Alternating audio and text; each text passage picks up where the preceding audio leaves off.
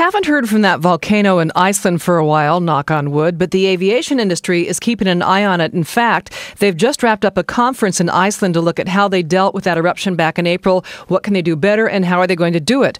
We are on the phone with Christine Negroni, who attended the conference. Christine, was it useful? Oh, I think it was very useful for a variety of reasons we can talk about. But most importantly, as far as the aviation community and therefore travelers are concerned, this conference was held on the eve of another conference that's being held by the International Civil Aviation Organization that, is going to take a look at what was learned at this conference to say, how are we going to handle these kinds of events in the future? And obviously that's the most important question. What's done is done. $5 billion, looking backwards, $5 billion doesn't get the money back, but they certainly do want to make sure that sort of thing doesn't happen again. Let's hear you pronounce the name of the volcano, because I know I cannot.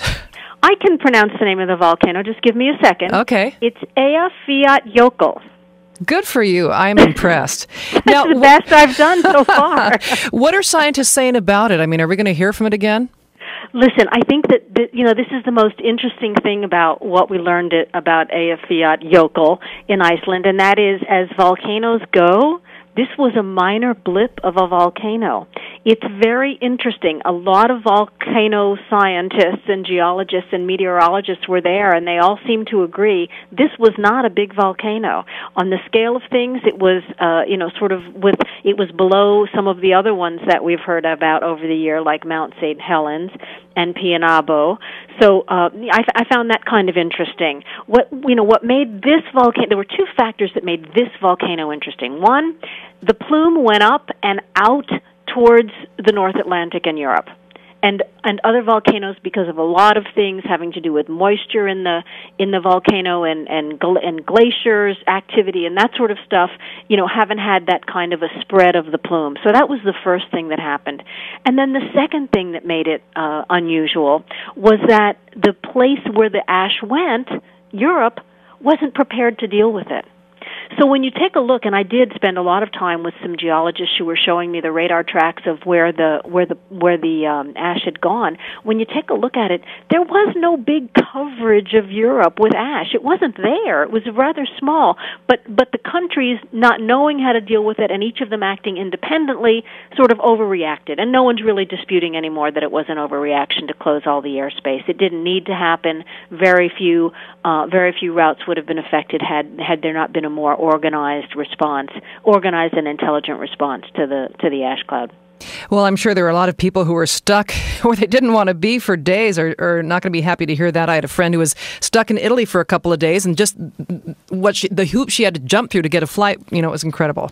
Yes, well, listen, you don't have to be, in the 6 degrees of separation. You don't need 6 degrees of separation to know somebody. 10 million passengers were inconvenienced by this.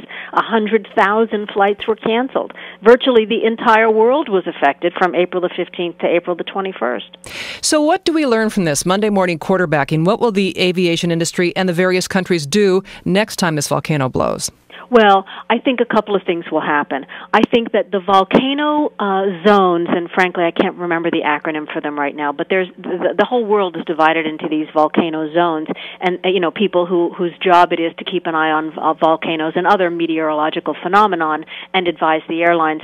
The zone that was in charge of this one, the London zone, was inexperienced with volcanoes. They may be great meteorologists, they may be great on that stuff, but apparently they didn't know much about volcanoes, how to predict where the ash would go and what the effect of the ash would be, and they didn't go to help to the volcano zones that have more experience. One of them right here in the United States, not far from you, in the Alaska region, where they deal with volcanoes on a daily basis. They didn't go to the Alaska volcano zone. They didn't ask advice, and from what I understand from folks who told me sort of, over a beer, in the evening in Reykjavik, Alaska was trying to offer advice, but that advice was not being taken. We're talking to Christine Negroni, who is a longtime broadcaster and aviation reporter who attended this aviation conference in Iceland. Is it usual, Christine, to have a big conference like this after a high-profile aviation event? Well, I'll tell you, it's not going to be unusual to find an event like this when you're talking about dollars like this. I mean, money talks, and this was really, in terms of aviation, I don't think since September 11th there has been an event that cost the industry as much as this.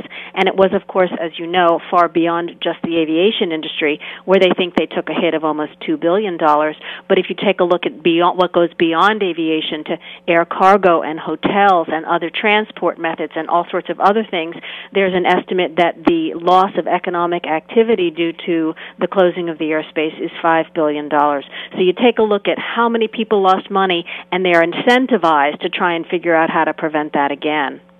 What about holding the conference in the lion's den, so to speak? The volcano's right there, the conference is right there.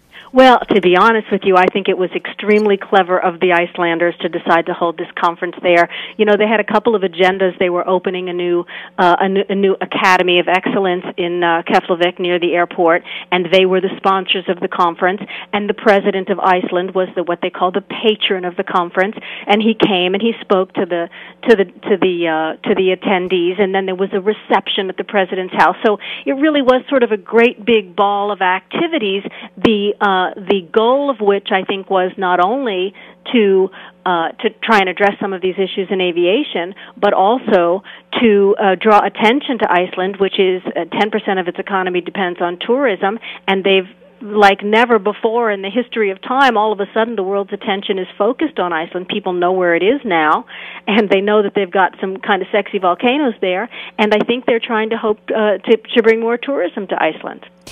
At the end of the conference, was there any concrete policy that came out of that, or just goodwill?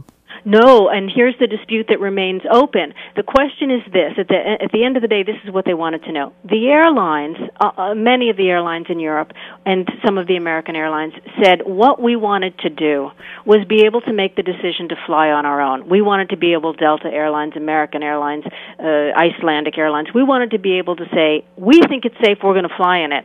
But they couldn't because the airspace was closed. And so the bottom, at the end of the day, what they wanted to know is what's the policy going to be? Can airlines make this decision on their own, or do they have to rely on the government? And they remain at that impasse. Regulators are saying, no, sorry, we're not going to let you take that risk because when it's all said and done, they're going to become yelling and screaming to us if there's any kind of an accident. So that question, who should make the fly, no-fly decision, remains open, and that will go to ICAO, to the International Civil Aviation Organization, to sort out. Hey, Christine, before we hang up, where can we find your blog? Oh, Pat, that would be great. I'd love it if people would go to my blog. It's on travel and aviation, and it's christinenegroni.blogspot.com. Well, interesting stuff, Christine. Thanks for talking to us this morning. Christine Negroni, longtime broadcaster, aviation reporter who's been in Iceland talking about the volcano whose name I can't pronounce. Thanks a lot, Christine. Bye.